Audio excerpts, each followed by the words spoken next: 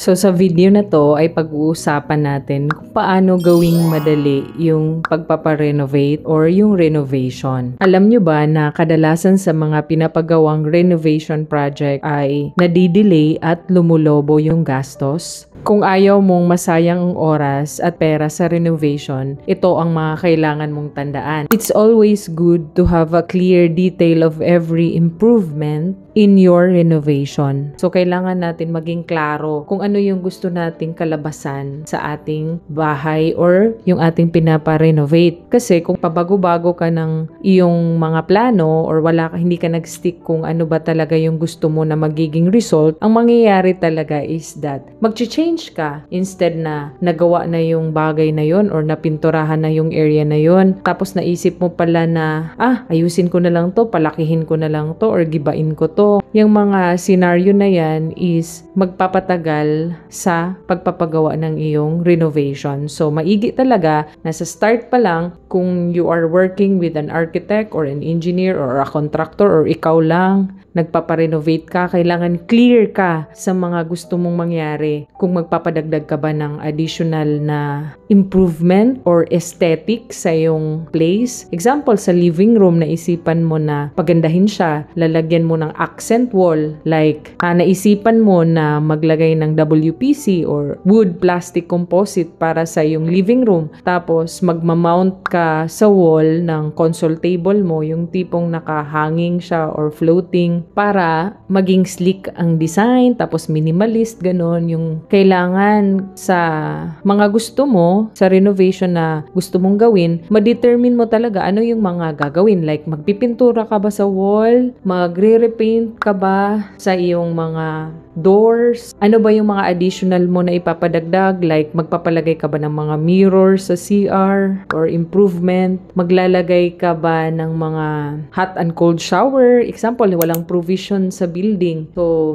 maglalagay ka or magladagdag ka ng function. Tapos, nakita mo yung counter, wala pang naka-install na backsplash. So, pwede kang mamili, ganun. Depende din yan sa owner or kung ikaw mismo yung owner, kung ano yung mga additional mo talaga na idadagdag sa yung home renovation. So, since clear sa'yo na marami kang idadagdag na cabinets, magdadagdag ka din ng mga furnitures at saka magdadagdag ka ng room, mga ganyan, yung clear ka na talaga kung anong mga gagawin sa bahay mo. Since established na sa'yo na yun yung magiging outcome or alam mo na yung magiging goal sa pinapagawa mo na renovation, malalaman mo kung ano yung mga kailangan mo na mga tao. For example, sa pagpipaint ng wall at saka sa mga doors, repainting, kailangan mo ng pintor. Kapag sa cabinets naman, kailangan mo naman ng karpintero or yung magaling talaga gumawa ng cabinet. Like, kaya niya, kahit mag-isa lang siya, kaya niya maka-install ng cabinets. So, pangatlo, kailangan mo ng electrician. Syempre, kung may mga gusto kang ipalipat na mga switches, kung gusto mong palitan yung mga saksakan mo, or maglalagay ka ng provision or sa nagawang bahay, yung location ng kanilang saksakan, hindi angkop sa gusto mo na location. Kasi for example, yung TV mo na ilalagay, wala palang ready para doon or walang saksakan. So, ang kailangan mo talaga is magdagdag ng additional na mga outlets. Example, kapag gusto mo din magpalit ng color ng iyong light or lighting, so kailangan mo talaga ng electrician. Katulad sa ginawa dito, pinalitan lahat ng tricolor kasi yung nailagay dyan is, alam ko warm white yun. Pinalit na lighting is that 3 watts lang siya at the same time, tricolor siya. Kung ganyan yung gusto mo, magpapalit ka ng ilaw, so kailangan mo talaga ng electrician. Kapag magdadagdag ka ng mga dirty kitchen, for example, or saan ka maglalagay ng sink mo, so kailangan meron ka ding abang para sa iyong plumbing. For example, doon na location, iniba mo, nilipat mo sa ibang location, so yan, kailangan mo ng plumber. So kung sa pinaparenovate mo or ginagawa na bahay, is kailangan magpalit ng mga tiles, so kailangan mo ng tile setter. Tapos kapag kailangan mo naman ng mga welding works. So, magdadagdag ka ng room or meron kang i-weld or meron kang ikakat, kailangan mo din ng welders. At the same time, syempre, hindi mawawala talaga yung laborer, yung kasangga sa mga ginagawa ng mga trabaho.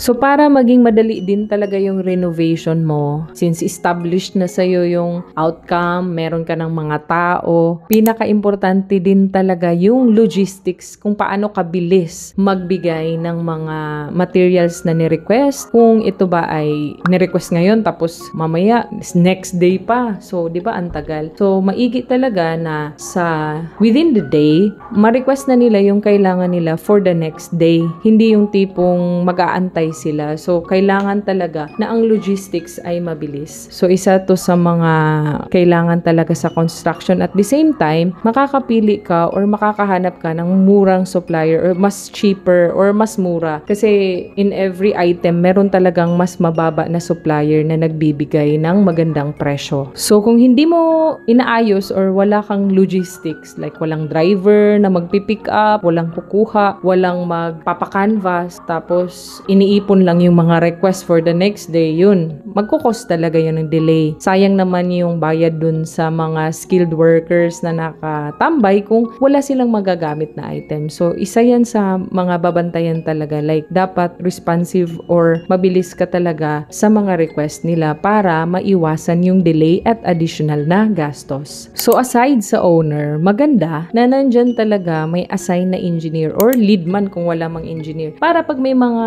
katanungan, mabilis yung pagsagot. Hindi na kailangan mag-antay pa or tatawag pa or magpapa-approve pa. Kung andyan yung owner at the same time, nandyan lagi yung engineer, syempre, mas mapapabilis. Or kung nandyan yung lead man, yung assigned para sa project or para sa isang renovation. So, ang laki talaga ng difference pag walang nagli-lead sa ginagawang renovation. At the same time, kung may pagtutulungan talaga sa owner at saka sa manggagawa, mas lalo pang mapapabilis yung pinapagawang project. So, most importantly talaga is that meron talagang teamwork sa lahat. Like, kahit pa sabihin natin iba-iba sila ng mga ginagawa, no? Like, iba-iba sila ng mga assignment. Pero, kung ang goal talaga is matapos yung project or yung ginagawang renovation within time frame, within budget, at syempre, yung goal talaga is lahat naman ng project kailangan ma-attain yung pinaka-target na date kung kailan to matatapos. At the same time, hindi mag-overshoot sa budget. So, kung ang grupo ay nagtutulungan at merong one goal talaga, siguradong hindi ka mahihirapan para sa pinapagawa mo na renovation. So, kung nasunod mo to, yung kung meron kang right people, meron kang efficient na logistics, may strong leadership at maayos na communication, may teamwork, ang renovation talaga ay hindi magiging mahirap or mas maayos siya at hindi ka magkakaroon ng additional pa na gastos since nagtutulungan nga, merong teamwork at hindi na-delay talaga yung project kasi delay equals additional talaga na gastos. Thank you pala sa lahat ng mga nag-subscribe. Sa mga hindi pa nagsasubscribe dyan, pa-subscribe na lang po. And sa mga nag-support sa aking channel, sa mga nagpa-member, salamat po sa inyong support. Thank you and see you again sa aking susunod na video. Bye!